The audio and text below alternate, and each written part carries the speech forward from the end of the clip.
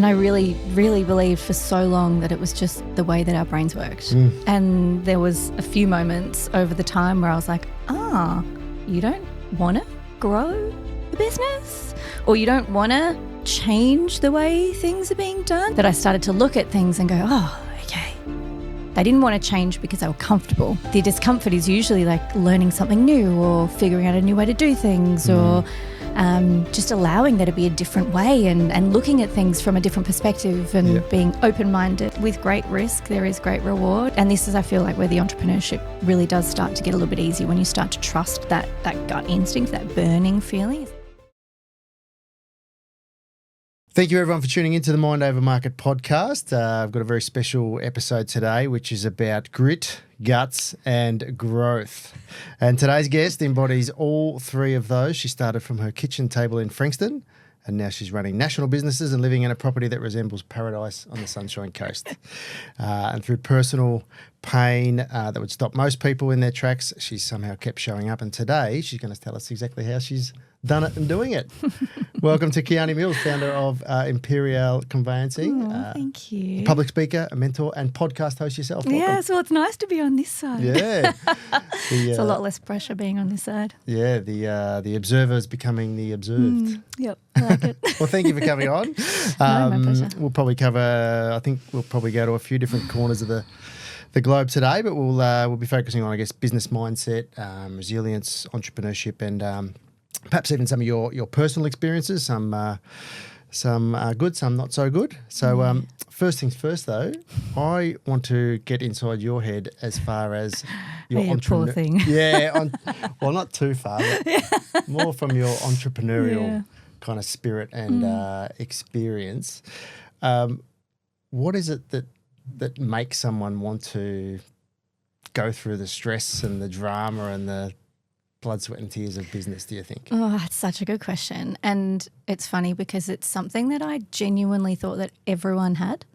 I just thought, like, it's just a part of me, and so it must be a part of everybody. And I really, really believed for so long that it was just the way that our brains worked. And there was a few moments over the time where I was like, you don't want to grow a business? Or you don't want to change the way things are being done? Like, my ingrained default system is always kind of looking for ways to make things better or quicker or cheaper or just kind of evolution-based thinking. And I kind of went, not everybody thinks that way. Everyone is. No. So for me, kind of growing up, it wasn't even I've got to do this. It was like, it's just it. It's just there. So, I grew up watching mum work her butt off, and dad was always a hard worker too. So I think that kind of work mentality was always there. But I've always been a bit of a dreamer as such. And I feel like I would just see things in a different way that I now know other people didn't see in the same way. And I guess it's been a blessing and a curse. In many, many ways. It's gotten me into a lot of trouble when I'm trying to tell my bosses that I can do things better or that the way things should be done is not the way that they're doing them, and they don't understand, predominantly because I was usually so much younger than they were, but my brain just worked in a different way. And it wasn't until I started to work on my own businesses and see things that I was actually able to mould and grow and build and change and create, that I started to look at things and go, okay. They didn't want to change because they were comfortable. I'm like, why do I want to change? I'm like, I don't know. I've got this sadistic urge to just be constantly uncomfortable. Yeah. I don't know what it is. But I feel like that's probably the spark in every entrepreneur that I've met. And it's that constant ability to be uncomfortable and seek for discomfort. But it's discomfort not in a place of putting yourself into pain. Sometimes there's pain, but that's not the intention. The discomfort is usually learning something new or figuring out a new way to do things or just allowing there to be a different way and looking at things from a different perspective and being open-minded as opposed to fixed. And Close, yeah, so I think that spark, that willingness to do hard things and do things that maybe we're not necessarily great at first time round, but the persistence and the perseverance and just following that spark even when things get hard. Yeah, awesome. That's I I love the fact that you said they seek discomfort. Like I get it. And I was only last night, my wife and I were having a conversation about our son's nearly 3.5, and he's just got this crazy way of whenever he hurts himself or whenever he's uncomfortable, he doesn't want to show it. And we sort of said, because I used to always say, be brave. But I think what I was trying to say to him is be brave as in get uncomfortable with things, like try things that you're not good at. And I remember seeing a video ages ago about a family, and they would sit once a week and ask, so what did you suck at this week? And it was saying, did you get out of your comfort zone? Did you go and try something different? Because we're shithouse at something when we first try it, right? So I love that. Do you think because you saw your parents working hard, but did they have that same kind of view, or are they different type of working hard? I think Dad did, yes, to an extent. And I'm sure Mum did as well, but I don't know. I think, you know how there's always that like one black sheep of the family? I think that was always me, the rebel that moved out of home at 16 because I thought I could do it better. So I think it was just extremes in my world, whereas I definitely saw it modelled, but yeah, I took it to the extreme. So it takes the extreme though to really create that level of success, though, doesn't it? Well, I think so too, yeah. And like with great risk, there is great reward and potentially great risk. And, it's not always a fun journey. But back to what you were saying about your son, and I love that too, because I feel like as parents, like, I've got 2 teenagers, and there are times where I say things to encourage them from a place of love and trying to protect them, and then look back and go, was that encouraging, or was that more on the protecting side where I'm like stopping them from being that courageous kind of person and looking at life in a different way? So I love the idea of flipping it. It's like normally we go, how was your day today? Tell me something great. But flipping it to be like, tell me something you sucked at. That's amazing. I love that. It's always stuck with me. It's years ago I saw it before I even had kids. Yeah, but that's going to encourage a way of being like, yeah, like it sucked today, but how can I do it better tomorrow? Rather than going, oh yeah, I did that great today. Tick, done. Yeah. Like there's always improvement on everything, but there's not as much encouragement on the improvement. Yeah. So I like that. I really like that. I'm taking that with me today. Try that with the teenagers. Hopefully they're watching you the same way you watched your parents. Let's hope so. Do you think they are? I think there's sparks of it. Yeah. There's really, really beautiful sparks of it that come out. And then there's other times where I can just totally watch them fully rebelling against everything that I do. So I'm like, it could go either way. Crikeys. We'll see. We'll see. The ever-evolving teenage journey. Yeah, I've got all that to look forward to. You're plenty.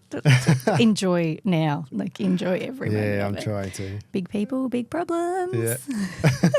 Speaking of family, a very special member of your family lent you $1,600 to start your very first business. Yeah. Your nana, is that right? Nana. She sent you, gave you $1,600? She did, my beautiful nana. She's a beautiful woman. Very strong and determined, and very like, she knows what she wants. She says what she wants. Sometimes you're like, oh, Nan, you're not supposed to say that. But she's always got a beautiful heart and a beautiful intention. And after a really rocky time in my life and a really heartbreaking separation from business partners, I was at that point where I'm like, what do I do? What do I do? Like, do I go back and get a job? My kids were like maybe like 6 and 4, so primary school and kinder. I was like, what do I do? Like that moment, like that real kind of like why in the road, I'm like, do I go this way or do I go this way? I'm like, I could go back to working in a law firm and getting paid a decent amount, but I'd be working from 8 o'clock in the morning until 6 o'clock in the afternoon, and my kids would not see me. And the whole purpose of me wanting to step out and go into business with these partners originally was to have more time and be home more and be able to work from home if I needed to from a sick child or whatever it might be. But the wind in my sails was definitely deflated after that really heartbreaking separation. And it got me in the gut where I was like, people suck. What have I done? Like, have I done the wrong thing? I'm really strong on my morals, and I walked away from a situation that was really morally inappropriate and incorrect, and it took every ounce of me. I was 26 and walked away from stability and safety and people who I thought were family. In the business, you mean? In the old business, and it was their business, and I was a part of that. And I was just like, it's not the way I want to do things. And I'm pretty ethically sound, and I know how I wanted to do things. I'd seen the way business had been run. I'd seen big law firm businesses. I'd seen little, like, I call it suburban. I worked in Port Melbourne. It's not really suburbia, but compared to a big top-tier law firm in the city, it felt like country. Yeah, okay. And so I'd seen all of the sides of businesses, and, going into someone else's business was supposed to be the kind of safe and easy way in, but it wasn't. And that led me to this moment in time of walking away from that and leaving everything behind and going, what do I do? And after a couple of, it was about 2 weeks of like full self-pity, and I'd still get dressed every morning, pretend, drop the kids off at kinder, drop the kids off at school. They would think that I was still going to work. I was like, I'm not showing them that I'm not strong. And a couple of days of midday drinking in the park with my sister. As you do. As you do. I was like, what am I going to do? And I was talking to my nan one day, and I said, she's like, well, what else could you do? And I said, well, I could just do it on my own. She's like, well, why don't you? And I'm like, oh, I've got to pay for my conveyancing license, and it's like $1,600. And she's like, darling, it'll be in your bank account tomorrow. Done. And I was like, oh my God. Because I feel like the scariest part was me going all in on me. Right. It was easy doing it with other people because they're safe. But me going all in on me, I just needed that. She was the kick in the ass. She was like, you've got no excuses now. I was going to say, were you making it, was it a bit of an excuse? Yeah. Like 2 weeks of it. 2 weeks of it, of why I couldn't, why I shouldn't, why, I went to a couple of job interviews and sat there and went like, oh my God, I don't want this. Like, this is not what I want. Yeah. And being heartbroken also went, I don't want anyone else to go through what I went through. I don't want anyone else to be treated that way. I don't want anyone else to ever sit in this hole of self-pity and feel like they're not good enough to do it. And so, yeah, she was my little kid with the bum, and she's like, there's no excuse. Go get it. Go do it. There you go. And literally it was like the universe's way of showing me the direction, because the day after I said yes to her, the literal next day and that money arrived in my bank account, my phone started ringing. And I had all these real estate agents going, Kiani, we heard you left. What are you doing now? And I'm like, I'm doing it myself. And they're like, brilliant, I'm sending clients to you. I'm like, well, the only place I can come is my house. So they were literally sitting around my coffee table that was a very similar shape to this. Awesome. In my kitchen, having a cup of tea with me at my kitchen bench. There you go. That's amazing. It's the scariest thing I've ever done, but it felt, when you get that fire and that burn, and I was like, damn it, Fantastic. I'm doing it. I'm doing it. Who knew day drinking in a park could lead to such amazing business? I've got a photo from that day, and I was like, I look at it frequently, and I'm like, that was a moment. That was a serious moment, eh? That was a pivotal moment in life. Jeez. You must be very grateful for you, Nan, for that, because that's 100%. Yeah, I mean, the longer your business goes on for, it's just a direct link back to your Nan's beautiful gesture. Absolutely. And, it is one of those moments, those swinging door moments of what would life have looked like?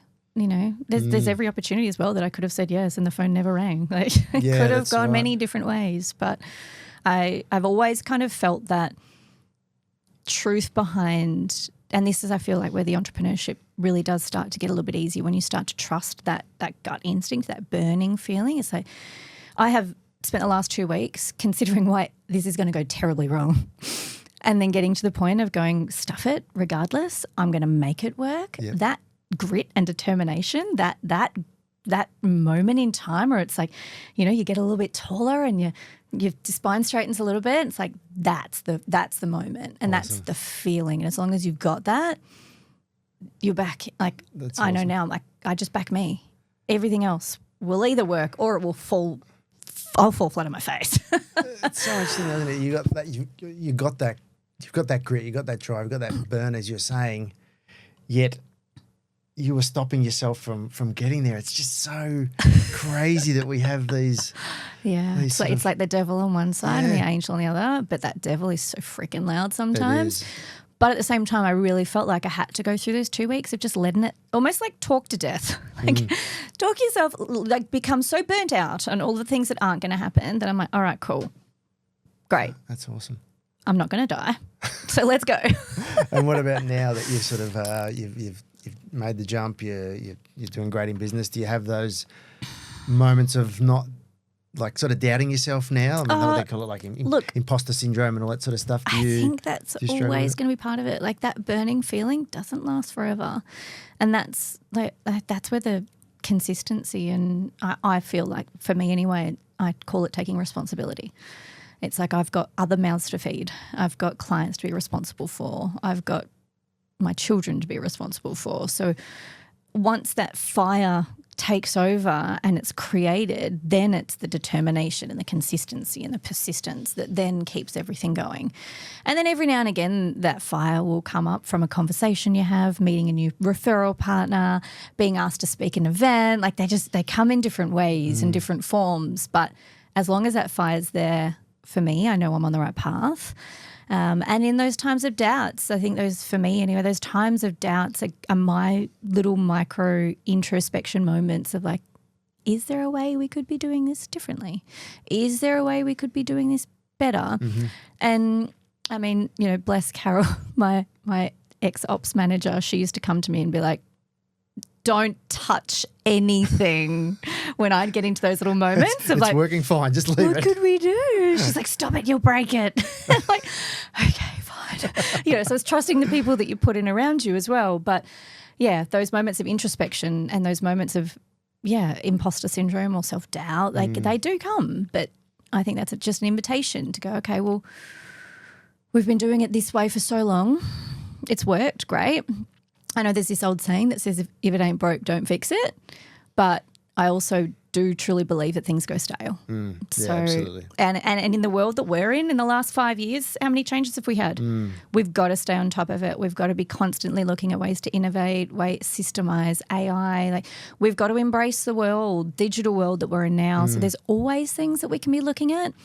And so instead of like fully breaking the business and tearing it apart and going, surprise, let's put it back together, now it's finding those little moments of burning desire to just implement a new system, implement a new process, go after another opportunity, go and speak on this stage, or do any ways that still help the business without breaking everything apart. Seek a bit of discomfort. Totally. I remember the late Kerwin Ray spoke about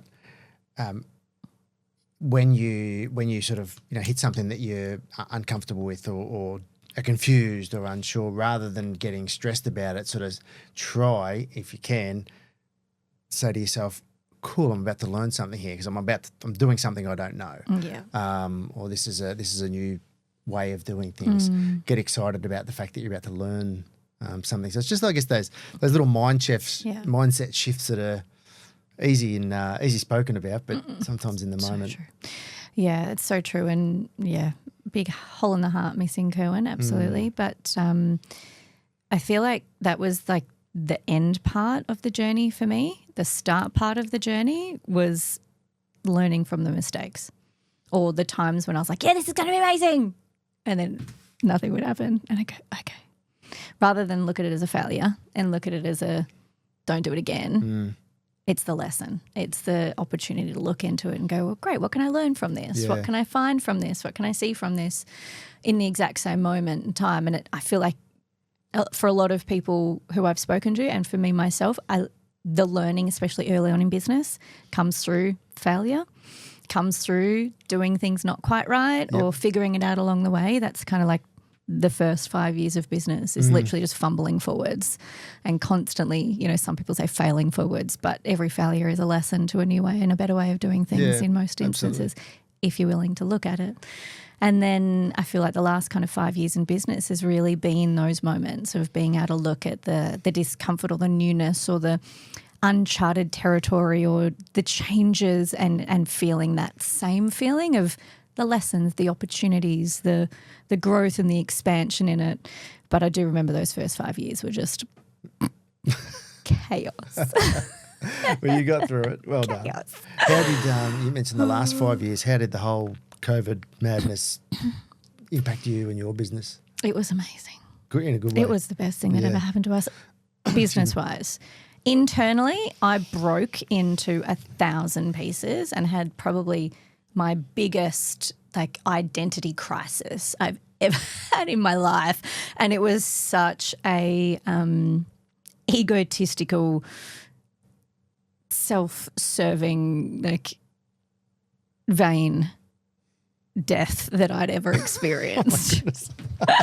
And it was during when COVID first hit. I had 6 offices at that point in time, and I was in Bali when COVID hit, going, oh, we're just going to stay longer. It's all about the news. They're just hyping it up. It's not a big thing. And the girls in the office were like, we're hoarding toilet paper and hurry up and get back. I'm like, it's fine. It'll be fine. Don't worry about it. It'll blow over. I had zero trust in the fact that it was real until we went out for dinner in Bali, and our best friends owned a restaurant over there, and we went in there like, oh, so glad you came. We're closing up. Tonight's the last night. And we're like, why? Because there's no panic over there. There was no rushing in the streets. There was toilet paper everywhere.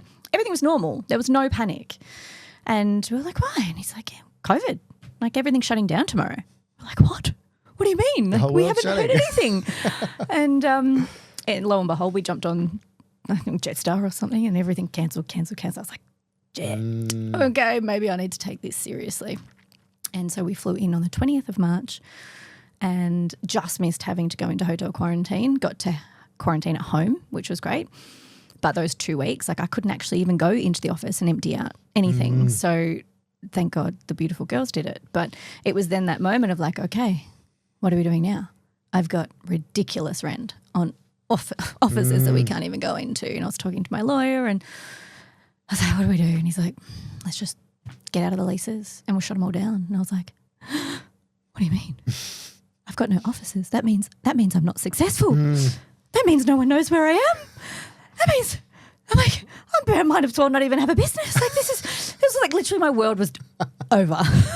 I'm people aren't going to see the car I drive. People aren't going to see the clothes I wear and the shoes I wear. I'm like, what do you mean? I was literally fell apart. Yeah, right. And I was broken. I was like, the world can't operate without offices and without my signage, and social media was a thing, but it wasn't as big now, and online presence, we did a little bit of social media, but not much. And yeah, it was the whole world tumbled, and in that moment I was crumbling, but I was watching business and everything. The property market was we adapted, buying sight unseen, and I'd opened my Queensland office 12 months before, and all of a sudden half of Victoria was moving to Queensland, and I was like, Queensland was busier than Victoria. So in between my really vain breakdown, the business just went ballistic because we were already digital. We were already paperless. Even though we had the offices, we hadn't used our photocopier for 2 years before COVID hit. So we were seamless. And so while every other office was panicking and closing and not knowing what to do, I'm like, we're here. Send them here, yeah. And the phone just kept ringing and ringing and ringing, the emails and the business and everything. I think we did 3 times as much in that 12 months than we had done in the last 2 years combined. Wow. And it was hectic. It was hectic. So 3 times as my much. little mental breakdown didn't really get much airtime. Mind you, it felt like it did. The minute I wasn't on a computer, I was like, and it feels like I'm laughing about it because it was so stupid. It was so I don't even know. It was it felt like something you'd see on the Housewives kind of stupid rich people problems. They weren't even problems. They were stupid. But that was the me part, and then the business part. Yeah, we just. Again, universe had prepared me. I didn't know it was happening, but it was happening. Starting Queensland 12 months earlier was the blessing in disguise I didn't know I needed. Going digital 2 years before because I just hated paper and I hated waiting for contracts. So I was like, stuff it, we're out. Yep. PEXA had already come into Victoria, which was great. Queensland was still challenging because I was still using paper, which was a killer, but I had a beautiful team in Queensland, so they were amazing. And so it was really just business as usual, but hectic. So Carol just buckled down and revolutionised all of our systems and processes, and we spent those 12 months just automating everything we possibly could so that we could deal with the influx and manage everything and keep everything consistently above board. We unfortunately had to lose a couple of staff members who really didn't want to work online, which I get. Totally get, especially the younger ones. They wanted that in-person learning, and this is more when things started to open again. But it really gave us an ability to adapt. I was just thinking about you being always looking for better ways of doing things, and I'm kind of backtracking from that moment from COVID. That had you not been that way inclined of looking to get better and improve things, you may have had one of those businesses that couldn't cope when the shit hit the fan in 2020. So true. It's like if I didn't constantly want to break things, we may have been very different. You may not have had the opportunity that was presented in COVID. Yeah. So absolutely. Keep breaking stuff. Yeah. No. I used to laugh a lot because I'd be like, I just get bored real easy. But I didn't realise that I wasn't bored. I just wasn't challenged. Right. And so my boredom would then lead me into, shiny, how do we start a new business? Let's do this, let's do that. And I've learned over the last kind of 3 years that my bandwidth, my energy only has so much. So I've really condensed it and kept it quite narrow. But that entrepreneurial spirit became really strong through COVID. Love it. Because I had all this extra time and didn't have to travel and couldn't do meetings. And so it was fun. Had to burn it somehow. That's exactly right. Absolutely. You've rubbed shoulders with a few pretty incredible entrepreneurs and business owners, and I know you've worked with JT Fox. He's I guess a polarising figure in the world of business coaching and entrepreneurship. Yep. What was it like working with JT, and what did you learn from JT that maybe you might be able to share with people listening on the podcast? Oh, that man's mind is unparalleled. I have never met a human on the face of the planet that thinks and operates like he does. Yeah. It's just Wild. Remarkable, but really frightening, really frightening. Really different to Kerwin as well, after doing a fair bit of work with him, totally opposite. And I feel like the right mentors kind of come into your space for the right reason, the right season. And JT is, I feel like I've taken more from him in such a short period in time than I've taken from anybody else, purely because he just cuts through. And you've got to have a thick skin to kind of operate at his level. But he sees things without emotion. And not to say that he's not an emotional, intelligent creature, because he is, absolutely. But when it's business, it's business. It's literally black and white in his world. Mm-hmm. And for a lot of people, I know for me anyway, I went through life surrounding myself with people who would just tell me what I wanted to hear. And so having someone that would be like, no. There's no fluff with JT, is there? Yeah, nothing at all. There was a moment in time where I considered selling my business. And I sent him a message on Instagram and I was like, I think I'm done. I'm going to do it. And his message back to me was, am I allowed to swear? Yeah. Okay. His message back to me was like, what the fuck are you doing? You have an asset. Do not sell the biggest asset that you own. What the fuck are you thinking? And I was like, I'd literally spent like 2 weeks like getting myself into this mode of like, yes. You know that what I was talking about before, like with the fire and the, yes, I'm going to do it. Like I was there. I was like, yes, I'm going to do this. And he's just like, you're a fucking idiot. No, I was like, you're not. What? I'm like, tell me why. And he's just like 2-minute voice note, blah, blah, blah, blah, blah. And I was like, oh my God, you're right. But no one, because I'm really good at convincing people. And I'm really good at convincing myself too. Like my lawyer, my accountant, my business coach, everyone in my business were like, yep, Kiani, I get it, do it.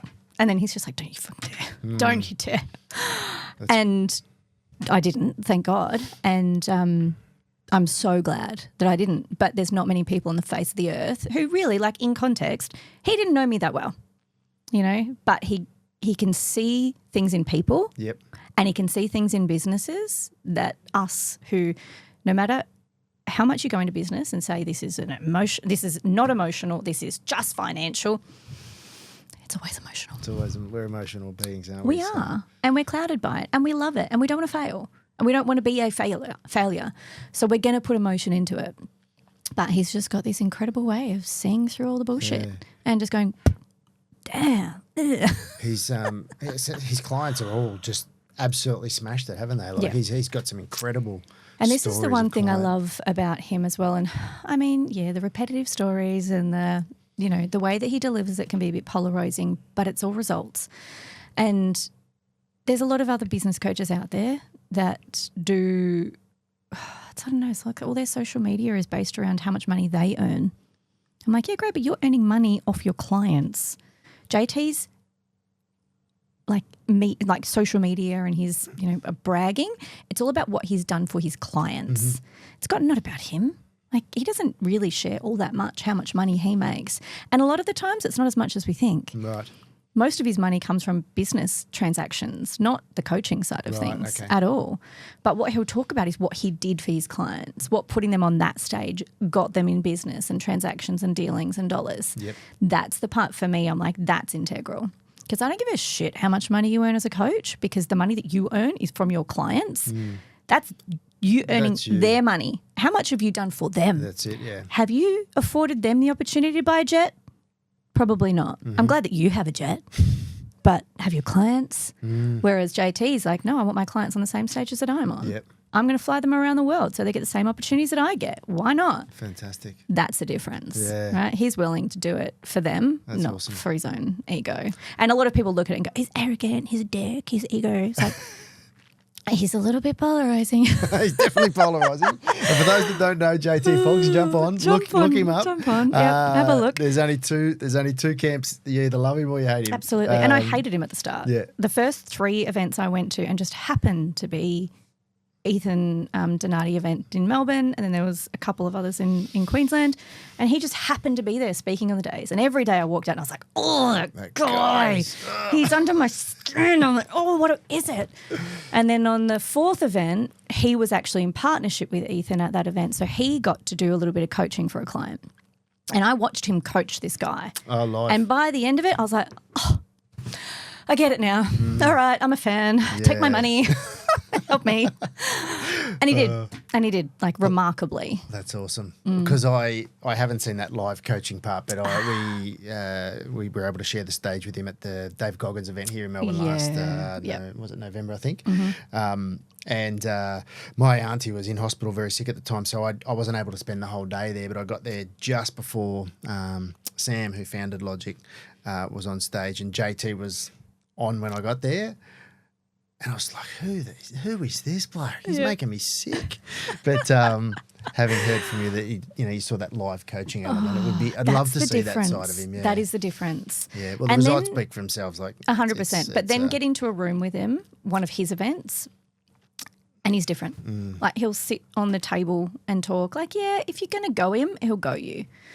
But if you're going to come there with wits and with decent questions, please have decent questions, and really pay attention, take care, and be respectful, then he's a gentleman. Yeah. Like absolute gentleman. And he will sit and get to the bottom of what your real business problem is, not what you think it is. Yeah, wow. And just cut the fluff out. Fantastic. So I'd strongly recommend, if anyone's on the fence, go to one of his in-person. He always does stuff in Australia. Yeah.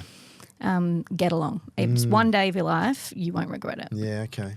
Good advice. Good advice. Little pitch for JT. Little pitch for JT. Look, he deserves it. He's obviously done very well for you. So yeah, I'm grateful. He really deserves grateful. your praise and promotion. Now, I want to understand how you manage where your attention goes. You've got businesses, you've got speaking gigs, podcast, 2 teenage kids. Like that in itself is very challenging. How do you prioritize it all? Yeah, look, I think that's always been a work in progress. Really, it's a bit like the first 5 years of business when you fail forwards. It's exactly the same thing. As I said, getting bored pretty easy meant that I would add a lot of things on, and then I get to a point where I'm like, okay, I've got too much now, and I need to recognise that. So where do I need to say no to things? But as I really, and anyone who's been on my social media, like I advocate for doing the inner work. And the more I got to know me, the more I was able to know my limits and understand where my energy's running out, understand where I can pull back and not do it from a place of feeling guilty for letting people down or shaming myself for not being good enough or it's understanding really what capacity I've got. And I mean, the last 3 months have been, or 4 months since my sister passed away, have really been the challenge for me to, through the grief, understand some days I might only work an hour. That's all I've got, and that's okay. 10 years ago, if this happened to me 10 years ago, I would have just worked through the whole entire thing and then crashed and gotten sick and ignored it and pushed it down, and it would have come out in very unhealthy ways. And so I'm grateful that the work that I've done on me has given me the ability to be able to see where I can and can't. But one thing I feel like, I don't know if it's a natural skill or something that's just kind of come over time, but I am quite good at switching from one task to the next and giving it my full attention. Okay. So, and I, give my team little tips and things like when you're in your emails, don't put pop-ups. A lot of people have alerts, like incoming email alerts. I'm like, no, don't, because that'll take your attention off what you're doing. Just focus on what you're doing and then go back to your emails. Do what you're doing, go back. Do what you're doing, go back. And little things like leaving tabs open. You don't want to see what my phone looks like.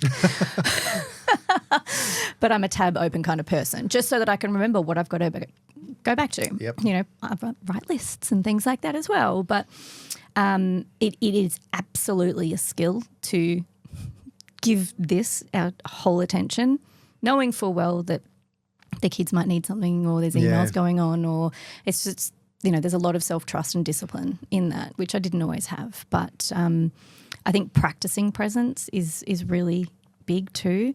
A lot of people will practice presence, especially in a conversation. They'll be listening to respond instead of just listening to listen and take it all in, and then take a minute and go, it's okay. The world's not ending. That's nice. So it's just those kinds of little things, and just giving myself the grace to sometimes get it wrong. Yeah. It sounds like you're a lot kinder to yourself these days than perhaps 10 or 15 years ago. 100%. 100%. I think that's the real crux of doing work on yourself, whether it's personal development work or I see a psychotherapist and work through whatever's coming up and just really learning me. And the only way that people are really going to be able to communicate to the full capacity that they've got is if they know who they are. Yeah, awesome. I think a lot of us spend most of our lives figuring that out. So, or not. Or avoiding it. Yeah, just avoiding it. That's right. I'm so pleased to say you've got a psychotherapist. I think everyone should have some sort of therapist because there's just so many layers of us, and in here is just crazy in all of us, isn't it? So the ability to be able to speak with a professional who can help us unpack that. Do you think all of that work has helped you in the business and helped you become the person, the business owner, the mum you are? Absolutely, 100%. I look back at who I was, and I'd say probably looking back to I remember vividly early 20s before kids, and I'd have an argument with someone, and the thought that would pop into my head would be if you don't like me, too bad. I'm not changing. This is who I am. You either like me or go away. That was my stance on life. I'm not changing. This is just who I am. Either love me or hate me. I don't care. And I've always had a bit of I'm not like a JT polarizing personality, but people either love me or they hate me. And it took me a long time to understand that. But I put my walls up, my barriers up, I'm not changing. It's either you like me or I'm not talking to you, either way. But I realised that as I grew and as I got older and I started to look at the world outside of my own egocentric brain, I realised that people can change. And that mindset that I adopted at a young age was a really fixed and solid mindset. And then when I kind of looked at the broader scope of the people around me and the people I grew up around and teachers and things like that, I'm like, oh, they were all also quite fixed in their mindset. And that led me down the path of doing some work. It's called Avatar, and where you really look at the indoctrination that you are, every single human on the face of this planet is indoctrinated from birth by parents, by aunties and uncles, by kinder teachers, by the schools, based on what textbooks they put in the library, based on what footy team your family barracks for, where you live, your socioeconomics, what your parents do for jobs, those kinds of things. It's like we learn what we like and we don't like based on the big people around us.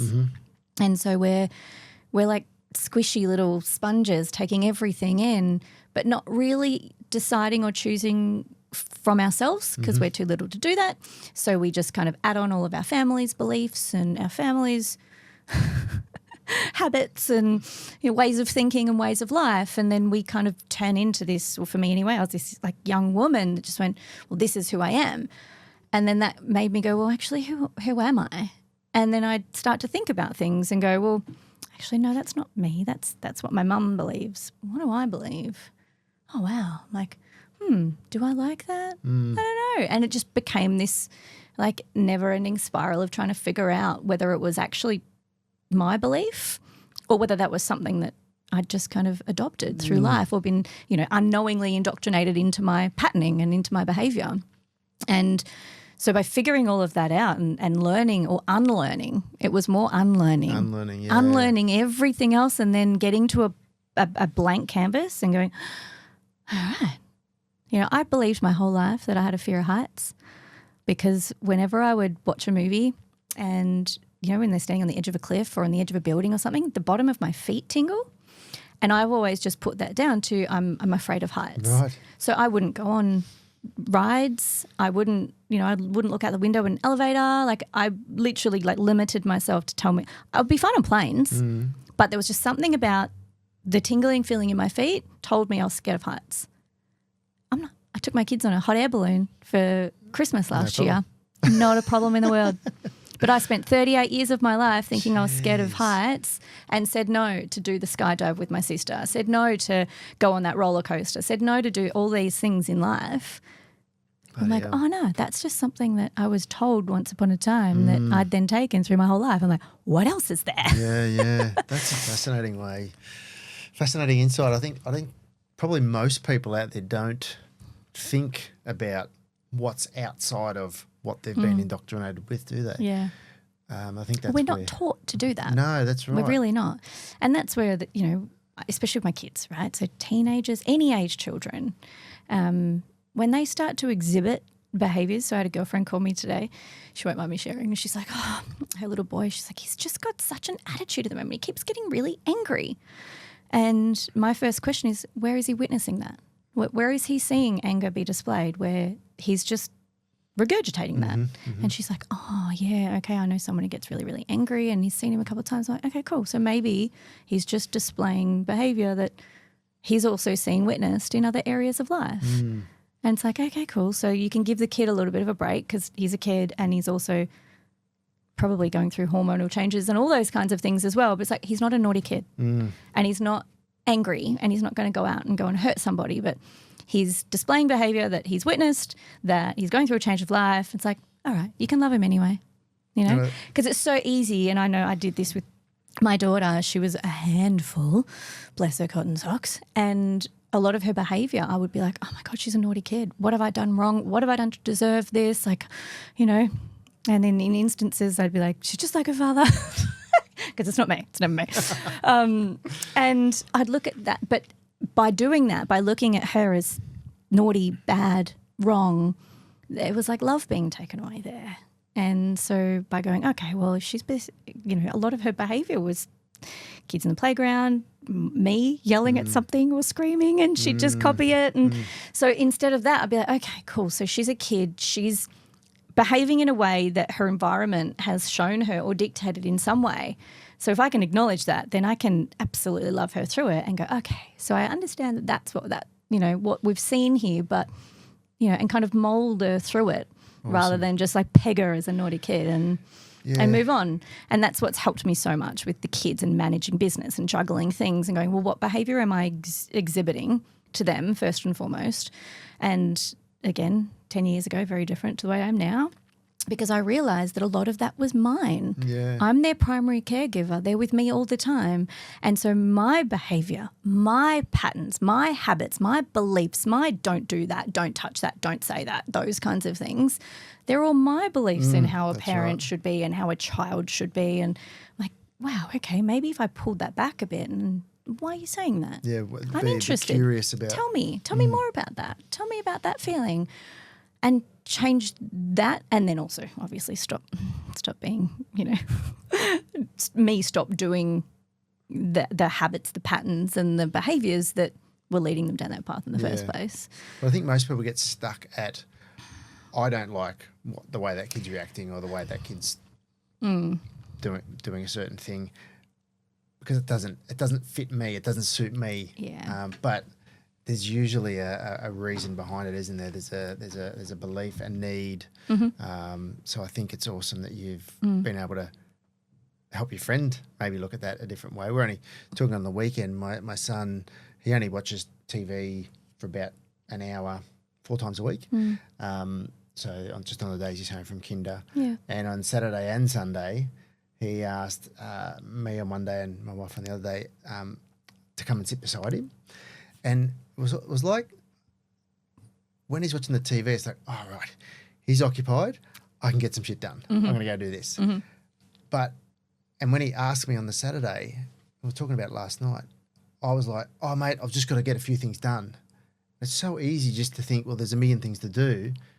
But when we actually were talking about it last night, he needed some snuggleness. He needs some closeness. He needs some attention. He needs some. And so I guess we've got to just work out how to be a bit more present and intentional with our sort of thinking and listening, because there's always a reason behind it, isn't it? It's not just it's not a reaction for the sake of it. Yeah. And I feel like there's those of us, and I was one of them, that I couldn't see past my stress and what I had to do and what, the list that I was writing in my head and the 45 million emails I had to get back to be able to even consider that they were needing something. And so I totally see, and I know what it was like. Like, it was just like that having to stop for a minute to sit, like, would have been like the end of the world, because I had so much to do and so much to, get done. But yeah, it's like there's a child sitting there asking you to sit for a minute, and that's a beautiful thing. I can't remember where it came into my world, but it's this kind of analogy where there's 2 forms of behaviour. One form of behaviour is giving love. So it's someone who is already filled with love that is giving love, so their behaviour is loving.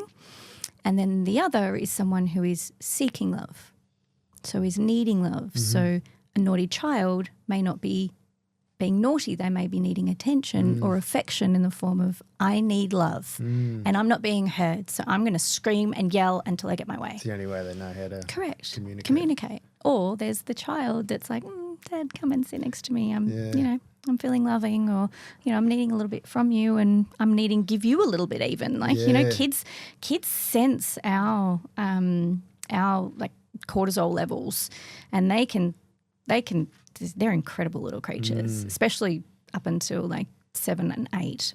They say that they're still kind of mildly in touch with their sixth sense that we no longer have as adults. Right. And so children are a hell of a lot more wise and in touch with energies and just emotions. And you know how you walk into a room and you can feel if someone's like either like heightened or angry, like you can just feel it. Apparently kids are like really, really sensitive to that. Yeah, right. Interesting. I've never heard of that. That I've heard of the sixth sense, obviously, but not that kids have it more and to a particular age. Yeah. And then we drop.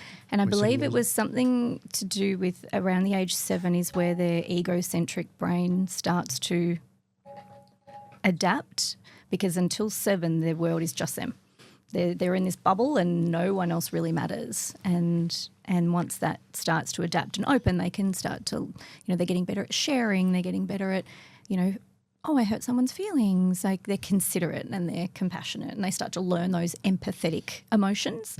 Whereas, the earlier years, their worlds just kind of revolve around them and they're a lot more in tune to everything. So they're little sensitive little sponges at that time. So maybe he was picking up that you were needing some love. He might have been, yeah. He's a pretty sweet boy, so he probably was. It's beautiful.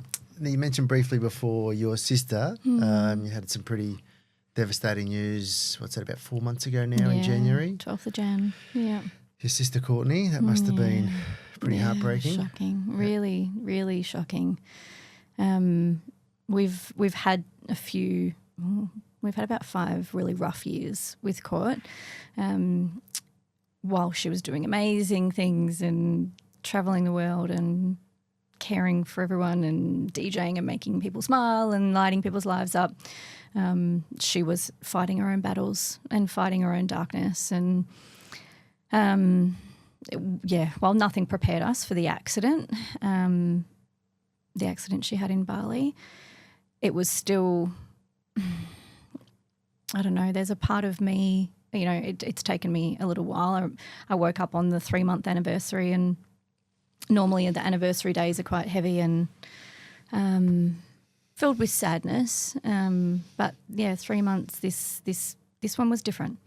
And there was a part of me that went, I'm going to celebrate your 3 months of freedom because I know that she didn't want to leave us and I know that, she never would have wanted to go the way she went. But I also know there was a part of her that was really hurting and there was a part of her that just could never quite find the light. And the last couple of years in particular have been really, really challenging. So I went, no, I'm not going to sit in my sadness today. I'm going to sit in the trust that wherever you are on the other side, that you've found peace and, that there are some beautiful things that are going to come from this. And honouring her legacy is definitely one of those, which is in progress, which is beautiful. But it really did give me another view on death and compassion for those who have passed over, and nothing will bring her back or fill the void. But that day on the 3 months where I was able to kind of sit in a bit of, I don't know if joy is the right word. I guess I don't know if there'll ever really be joy when it comes to it, but there was a little bit of a spark of happiness for her. And really for anyone, I think it really, even though hers wasn't suicide, it made me more compassionate for those who do feel the need to end their lives that way, there really must have been so much darkness and so much heaviness that was their only option. And for that I feel so compassionate towards them and then hopeful and a true deep trust belief that there is peace on the other side. So I feel like that was a real turning point. I was crying on the way here.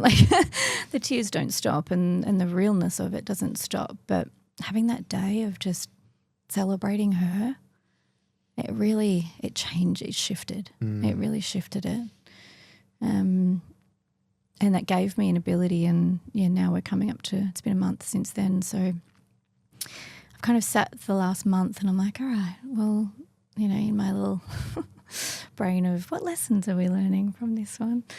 I know that there's a lot in there that still will come out, but I think the one part for me that I'd never allowed myself to do in the past, and again, this is, still through the journey of personal development and doing the self-work, was I actually allowed myself to break and fall apart and not leave the couch and cry all day and not know when it was going to stop and not try and stop it. Not once did I go, I'm going to breathe my way through this, or I'm going to ice bath my way out of this, or I'm going to meditate my way through this. I was like, fuck it, everything. And, I was, again, prepared because the business was working without me. It didn't need me. I was very, very blessed to have put in some really critical steps at the end of last year, which meant that I was able to take the time. Not everyone has the ability to take the time, and I get that. But, I think it was really important for me and also for my kids to witness that I'm not a robot. And I know sometimes I think I'm superhuman, but I'm not. And so I went in it. I went in it, totally in it, and just cried and felt and did all the things and just, yeah, like I didn't know if I was going to ever be like normal again or okay again. And I mean, I'm a very different version of me now than I was before, but I think that also has led me down even deeper path of where's my energy? Like, how much attention do I have to give certain people? Like this trip to Melbourne, it's like, okay, great. What do I need to do? What don't I need to do? Yep. You know, do I need to go? My family lives Frankston, Hillsville, and then I'm here in Geelong. So do I need to do all of that this trip? Or can I do part of it this trip and then part of it when I come back in June? Yes, I can. You know, so, you know, it's given me an even deeper level of awareness of what my capacity is and how sensitive I still am. And I'm allowed to be because... Absolutely. Yeah, it was, I think the permission to fall apart and break was, I'm like, I didn't realise how tired I was. I didn't realise how bad I needed a rest, you know, and still doing a couple of hours work when I could and looking after the kids and taking them to school and doing all those things. But in between, I was all that mattered.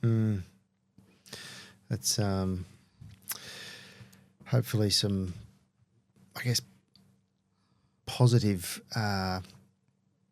what's the right word, perception or understanding that's come out of that awful situation, and particularly around, you mentioned a greater compassion for people dealing with, you know, mental health and mental illness, and it's definitely an area that I'm quite passionate about. So hopefully, you know, we all lose people and have these sort of terrible times. Hopefully more people will have this sort of level of, I guess, awareness or understanding coming out of those traumas, because I don't know what it is, but we seem like we're still so very, very far from sort of having that even remotely in check, that the whole mental health and suicide and and it's a really, I've sat in this a lot, especially of course in the last 4 months. It's real, right? And regardless of whether, you know, Courtney's was an accident, she didn't commit suicide, but I know the struggles she was having beforehand, and it could have very easily ended up in that way. I'm grateful that it didn't, but it could have, right? And that for me was like, there's two sides of it. There's the prevention and the way to support people to hopefully not get to that place, but then there's the aftercare and of the family and the impact that it has on those who are still here when the attempt is successful. And unfortunately, 1 month after Courtney passed, a really dear friend of my family's, we kind of grew up and called ourselves cousins, he took his own life.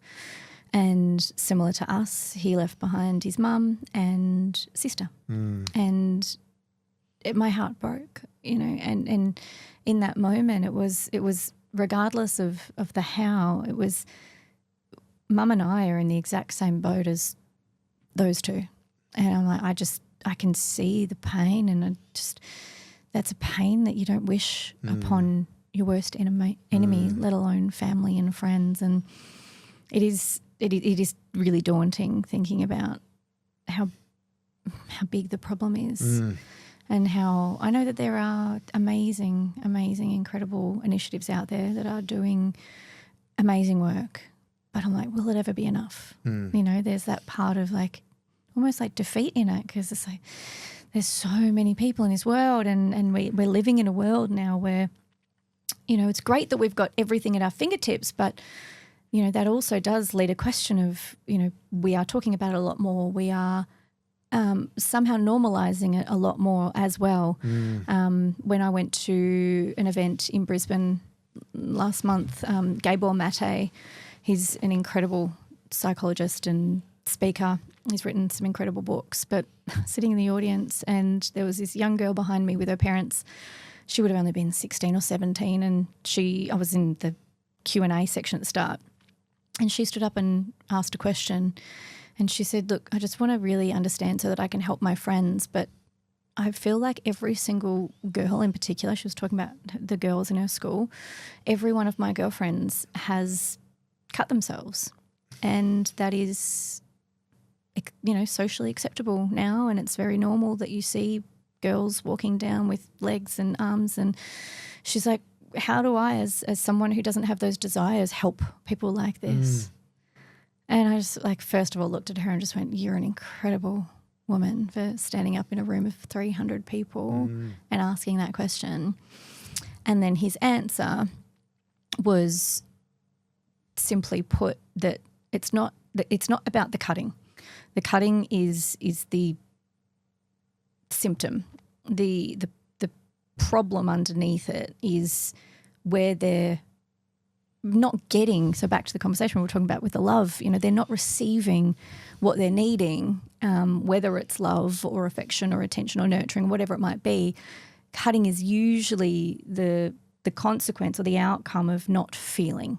So it's either I want to feel something, so I want to cry, or I want to feel the pain, or I've been, you know, I deserve it, I'm a bad person, I deserve to feel pain, or it's I want someone to love me. I want them to see how badly I'm hurting so that they can love me in the way that I need to be loved.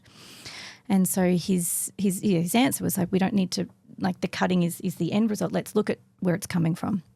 And there's a book that he's written, which I'm halfway through at the minute, and it's giving me incredible insights for my kids, and I strongly recommend you read it. It's called Hold On to Your Children, I think. I hope.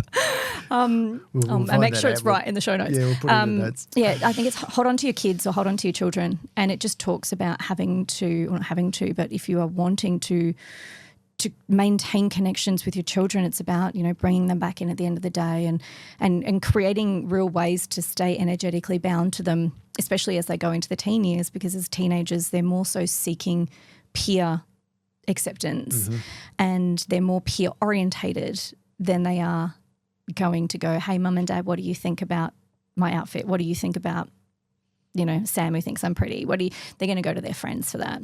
So it's about how do we collect our children and bring our children back so that they've got safety within us, so that they don't feel the need to go and get all of their love and affection and attention from kids and friends who, as we know, can be quite temporary sometimes and be the ones that cause hurt, you know, Absolutely. hurt people. So yeah, there's some really beautiful tips in there anyway from a parenting perspective. We've gone totally off track. Yeah, but definitely. I want to check that out though, because it is a remarkable book, and especially for I wish I had it at the age that your kids are at, because starting the thing, you know, these kinds of things as early as possible will just help them and protect them for the future. Yeah, awesome. I recently did a course called Circle of Security, which is about, I guess, trying to build greater bonds with the children, understanding their, like what I said about my son on the couch, recognising that's not just, hey, come and sit with me, I'm lonely. It's he needed something, and it was that was really cool too. So if there's any parents out there listening to this with particularly younger children, the Circle of Security course was like it was 8 weeks, and within 2 weeks, like we had a different household. It was unbelievable. And it makes a difference. And I truly believe that, you know, I made a comment before about Summer being quite challenging when she was little, but they were both full on. And I look back now, I'm like, they were full on. Why? Because I was stressed. I was constantly rushing. I was always late. I was like literally like a chook with 15 heads, not knowing which way to, you know, do what? I was a mess. You're creating the chaos. I was the chaos. Yeah. And they were just following suit. Yeah. They were mirroring my behaviour. They were mirroring my energy. They were the sponges that were just growing off my chaos.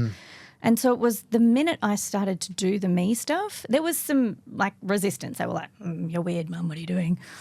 But then it became normal and it became consistent. And now I've got 2 beautiful, well-rounded children that can help me out with the housework. Sometimes not very, a little bit reluctantly, but they're stable and they're beautiful kids. So even if they're not little, it's never too late. It's never too late. And it starts with us. Like it starts with us, like lead by example. Yeah. In every area. And that's, I think, part of, back to the question you asked me before about where my attention goes. It's like I will lead by example and be integral and within my ethics and my morals everywhere I go, so that my attention can be solid and that the people around me can hopefully just feel it and experience and see it. And that will, so far, it's kind of creating a lot of calm, which is nice. So. That's good. What are the specific practices that you're doing to create that calm? I know you're quite spiritual and you're doing meditation and breath work and all that sort of stuff. What are those different sort of techniques or practices that you put? Someone like me, or with a busy brain, I call it the busy brain, which is, I feel like, every entrepreneur on the face of the planet, and also anyone that, I was also one of those people that's like, I can't do yoga, can't meditate, I just write lists in my brain. I'm like, eventually I realised that was still a form of somewhat meditating, because I'd come out of it calm because I knew what I had to do. Yeah. So I started meditating purely so that I could have some time to write my lists, and now I've gotten to the point where it's actually for stillness, and it's actively seeking. I will observe, like the thoughts will come through and I'll look at it. It'll be a, don't forget to do this. I'm like, okay, thank you, off. And it's an effort to do it. So meditating where I totally still, it's never going to happen for me. I'm not going to be able to do it. Yep. And I'll try, but the thoughts just come. But instead of getting stuck on a thought, sometimes I'll come out of it with a whole list of things to do, which is fine because they're things that I need to remember. But they're the things that you think about when you're like in the shower or going to the bathroom or in a car, you know. But this is just kind of giving it space to go, this is the time that anything that that needs to come through. My intention is to have no thoughts, but I won't go, I can't do this because I'm thinking. They can come, but then they can go. And then the other one for me, which is really important that I've found, is having a really good like sleep time routine. And it's not like turning your phone off an hour before bed and, you know, lighting a candle and all those kinds of things. It's not. I will have a scroll on my phone, check everything so that my brain can turn off. Not to waste time, but just so that I don't have to think about anything. One last look at the emails, make sure everything's good. And I've got a meditation music. It's a binaural beats, which encourages the brain to drop into sleep state. Right. And so I'll put that on, I'll lay down, and that's when I'll intentionally listen to the sounds in the song and not allow any thoughts to come through. And then I'll tend to drift into a really beautiful sleep because I realised that sleep was the most important, like more important than food. Getting a good night's sleep and going to sleep soundly is by far the quickest, easiest, and like cheapest. It's just a myth though, isn't it? Like sleep is almost non-existent with me. Like not when you've got kids your bloody age. shocking. No, it's not even the kids though. Like the kids are actually amazing sleepers. But are you a nose breather or a mouth breather when you sleep? Usually nose. That's all good. But occasionally mouth. Yeah. But I've recently started using a CPAP machine. Okay, yeah. Well, then that explains why you're not great with sleep. But it's been decades. Yeah. So, yeah. But I've read and heard so much about sleep, and there's a really amazing Armour Force. It's a nighttime powder with magnesium in it. And it's like a lemon flavour. You pop it in some water before bed. That's amazing because apparently also the magnesium helps relax your muscles. And for a lot of people who have sleep apnea issues, it's also tension, body tension from the day that needs to just... Yeah, and like you said, a busy brain, brain. Yeah. But don't be afraid to have, like, when I first started doing this, I'd have a notepad on my bedside table. I wouldn't touch my phone during the night, but I would have things that would keep me awake. So I'd write it on the notepad and then go back. Sometimes I just needed to get out. Get it out, yeah. And I'm like, I can't meditate this way. I can't wish this away because then I'm just ignoring it. So I would have a piece of paper and a pen on my bedside table. I'm like, if it gets that, you know, when they just gnaw at you, you're like trying to think of things 45 different ways. I'm like, write it down tomorrow. Yeah. So yeah, good idea. Anything and everything. So tell me about when you sit with your kids in another 15, 20 years, and you tell them your story, Oh gosh. your whole story, what's the message going to be to them? What do you want? What do you want them to understand about pain and perseverance and? Yeah, wow. Oh, look, I think it's so cliche, but it's like never give up. Never be willing to accept, like what you accept today is your minimum standard. And for me, it's always been like 1% of something every day, whether it's reading a new book or learning a new word or smelling a new flower or something. Like there's always that kind of like relentless pursuit for more, but not in a really kind of like unhealthy way. Just like, as I said, 1%, like it doesn't have to be huge, but it's just never give up and know that there's always something better. We've just got to be willing to take responsibility, to look at our actions, own it, apologize where we need to, and then do something different. Yep. Because I think for a lot of people, they think that by doing the same thing, it's comfort. But for me, the definition of insanity is doing the same thing over and over again and expecting a different response or a different outcome. Different outcome, yeah. To me, it's kind of obvious. Like if you keep doing the same thing, you're going to get the same result. So it's like don't give up, keep trying. Yep. Try something new every day. Because they're going to have struggles, they're going to have heartache, they're going to have pain. Yeah. And look, I mean, there's a part of it too where they've been, I hope it's a blessing that they've been able to have a front row seat to everything that I've done. Like I had Kobe at 21. So he's been strapped to my side right through the crux of it. You know, like the last 15 years have been a roller coaster. And so I hope that the grit and the determination and the passion and the drive and the, you know, but as well as the ability to break and the tears and the taking radical responsibility and saying sorry and, you know, owning it and all those kinds of things. I hope all of that's been witnessed. Yeah. Well, it has to have been. Somewhere. I know one day when they have their own children, they'll be like, oh my God, Mum, thank you.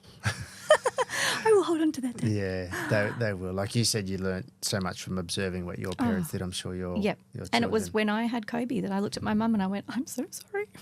I was an asshole. Yeah. I'm sorry. I don't know how you did it. I did the same with my mum. Yeah. I mean, my kids aren't anywhere as your age kids, but I said, I get it. I get it now. Yeah, you know? Absolutely. Like, God. And Mum had Courtney and I. We're only 11 months apart. So we were like twins. Oh, right. And then her and Dad separated when I was 2. So she was flying solo with pretty much twins. And I'm like, you're a superwoman. Honestly, I don't know how you did it. Crazy, isn't it? That sounds like a pretty similar story to my mother-in-law. Yeah, right. Unbelievable. Superwoman indeed. Yeah. Absolutely. Yeah. Well, we've covered a little bit of I guess some of the heartache, and we've covered a bit of pain there. We might get close to finishing up, but I might just run through a bit of rapid fire here with a few quick points that you can finish off before we close off. So I'm going to just say a couple little lines here, and you're going to finish it off. Okay, do it. See where the brain goes. Just remember, I've been flying all day, and Success means happiness. Okay. My guilty pleasure is Chocolate. I can relate. If I could go back and whisper something to my 16-year-old self, I would say, you're perfect. Love that. That's awesome. Yeah. Love that. And in 3 words, my legacy will be? Oh, that's a hard one. I don't know about rapid fire for that one. In 3 words. Oh, I'll give you. What will your legacy be? Let's just cut 3 words out. Yeah, honestly, never give up. That's the theme of it. There you go. It was 3 words. Yeah, it was. I said it already. Never give up. Fantastic. Yeah, Thank you very much. Well, we have covered off a bit of, I guess, some personal trauma and some pain, and it probably does show us that everyone's dealing with something. Yeah. You know, we've all got pain, we've all got struggles, we've all got shit going on. So I want to say thank you for being so open and transparent and honest with everything you've experienced and are dealing with. I think pleasure. it probably, hopefully reminds everyone that's listening to just be kind. Like, that was literally the one thing that I was like, I hope I get a final word. And it was that. Just be kind. Be kind. Like, you've got no idea what someone's going through. And I think it's one of the first things I taught my girls in the office was like, because they would get upset if we had a client call or someone call and get angry. I go, don't take it personally. Like, we don't know what they're going through. This is and also they're going through probably one of the biggest financial decisions they're making in their lifetime. Yeah. Don't forget that. But we don't know what's happening with their mum or their sister, their aunt. We don't know. So before, and this is a message for anyone and everyone, before you take things personally, just consider and wonder what's going on in their world that they are, projecting this onto me. Yep. Right. That's a great message. Well, we might finish up there. Thank you for anyone that wants to jump on and check Kiani's amazing work out, Imperial Conveyancing, and definitely check out her podcast, She Can Humanize Business. Yes. We'll put all those links in the show note. But Kiani, thank you so much for coming down. I appreciate that. I know you've got a lot on your plate. So It's a pleasure. thank you very much, and thank you everyone for listening in.